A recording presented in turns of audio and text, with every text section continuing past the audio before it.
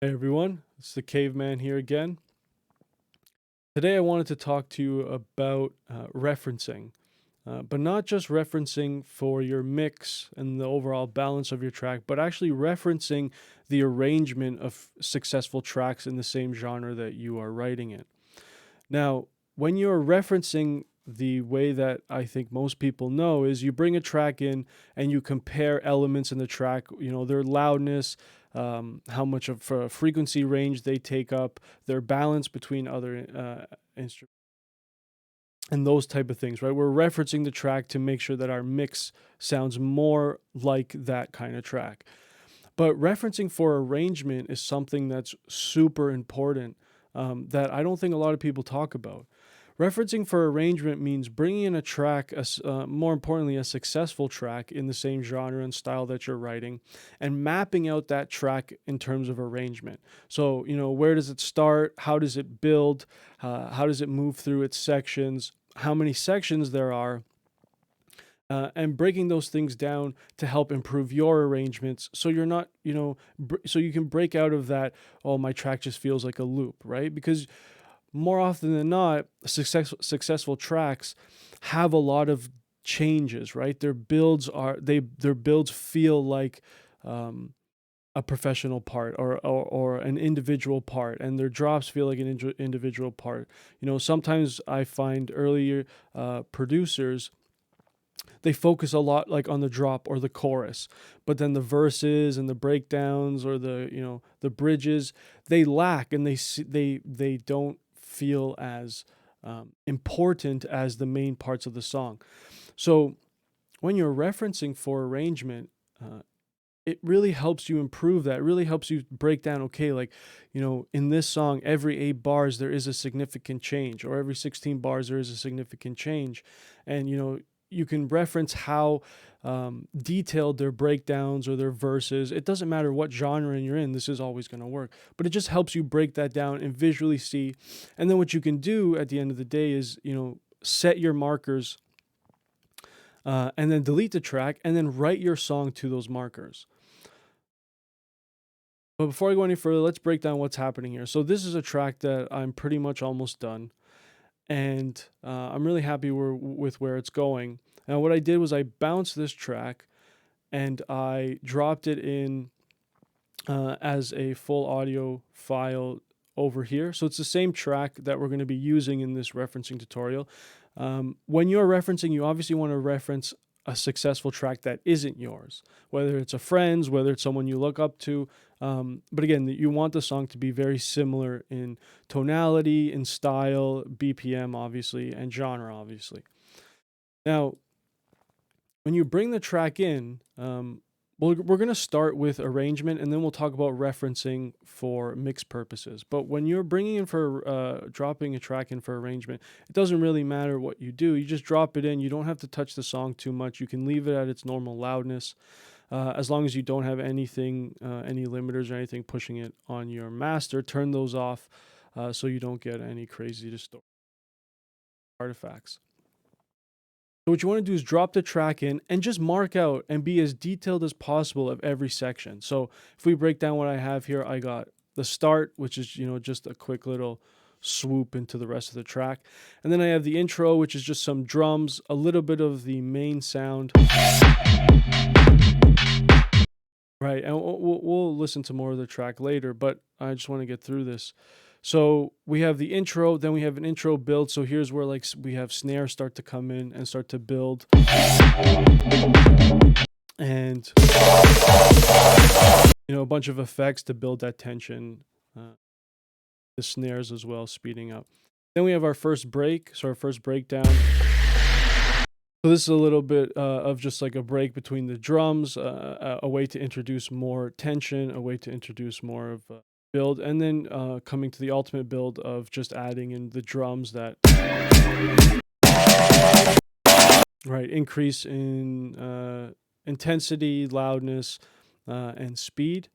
But I also started marking like the transitions, right? Because we have this build that comes up and then stops here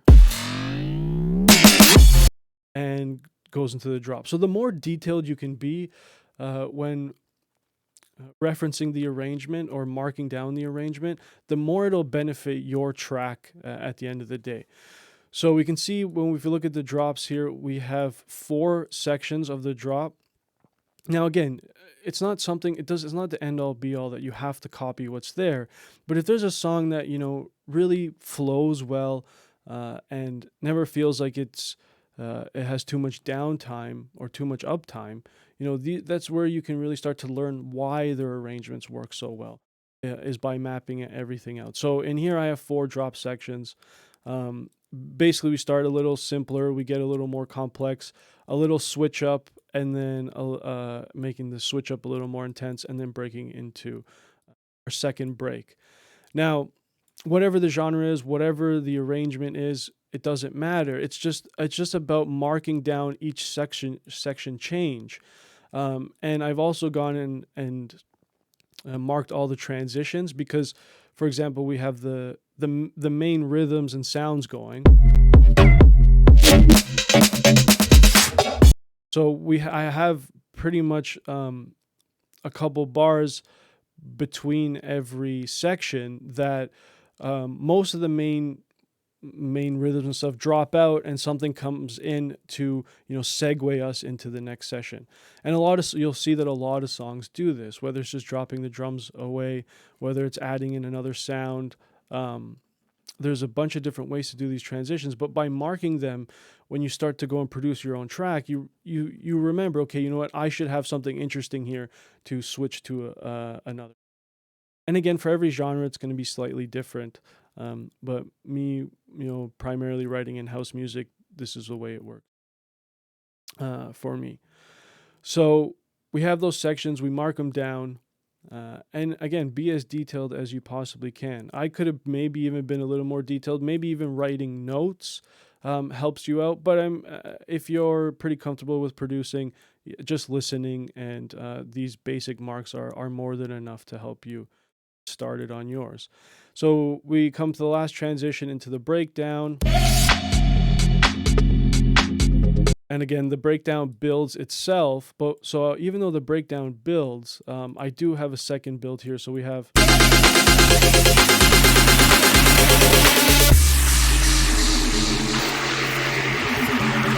and anyways, drop building with a transition and dropping into the second drop. So the way I like to label my drops is something I learned from Abstract.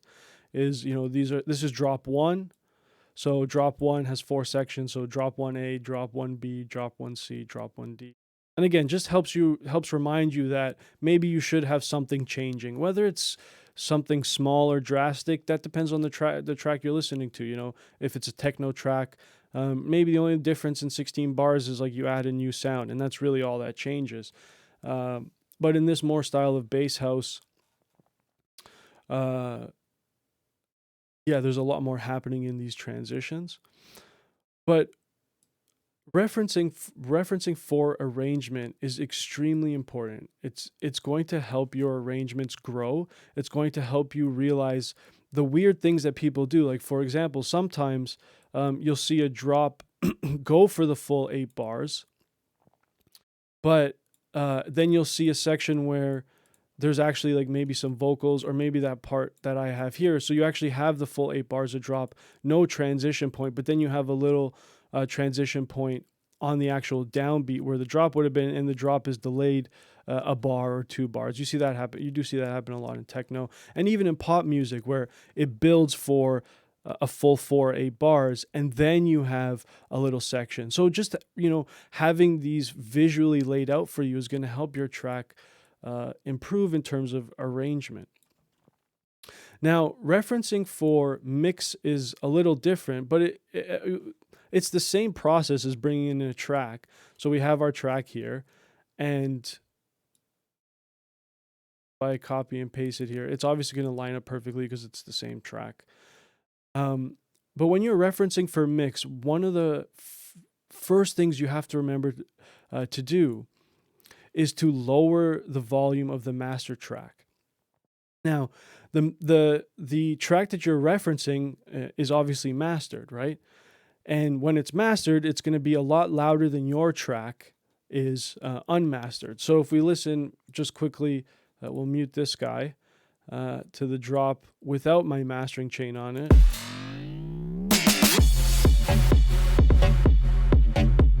It's a lot quieter than when we listen to this.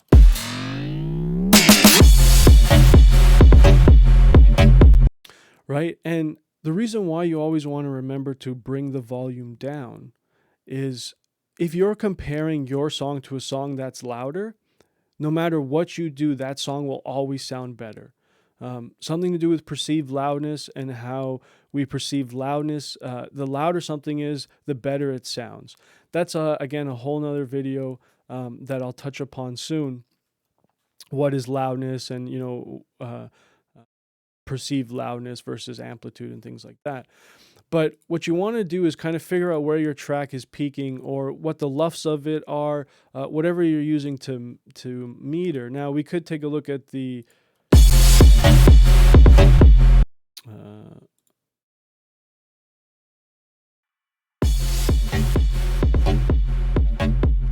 so we're peaking around negative, let's say -5. To get up to a little closer to -4. So we want this track to also be peaking around -4. So if we know this track is peaking at 0, we can drop it by, even 5 dB just to be safe, and then take a listen to it. It's actually coming off as a little louder still, so it may become a little more. I think a better way to do it is if you have a device that lets you see the luffs. Luffs are perceived loudness. I will be making a video on that coming up soon. But if we look at the perceived loudness of this track, it's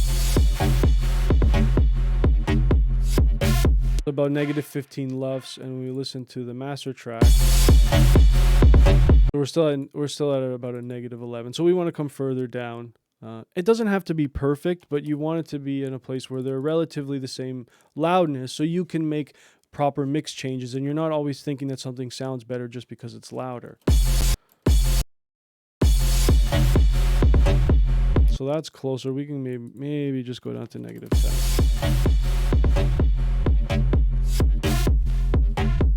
So still a little, maybe we'll just do -9.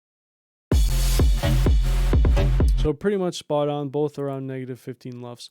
And now you can properly reference for mix-wise. And what does that mean, right? To reference for mix, it means to listen to the elements. Now, you can't separate them, right? Because this is a 2-track that we're listening to. But you can listen to the separate elements, think about the kick, think about how loud the kick sounds in relation to the bass and to other things, and get an idea for you. Now, it's going to be hard to do things visually, especially depending on how mastered the song is and how much it's pushed. You might just get a sausage of a waveform, in which case it's going to be kind of hard to see things visually.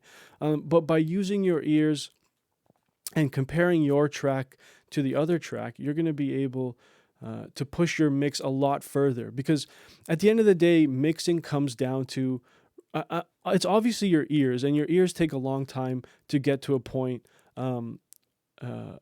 where you can hear things in an objective standpoint as opposed to subjectively.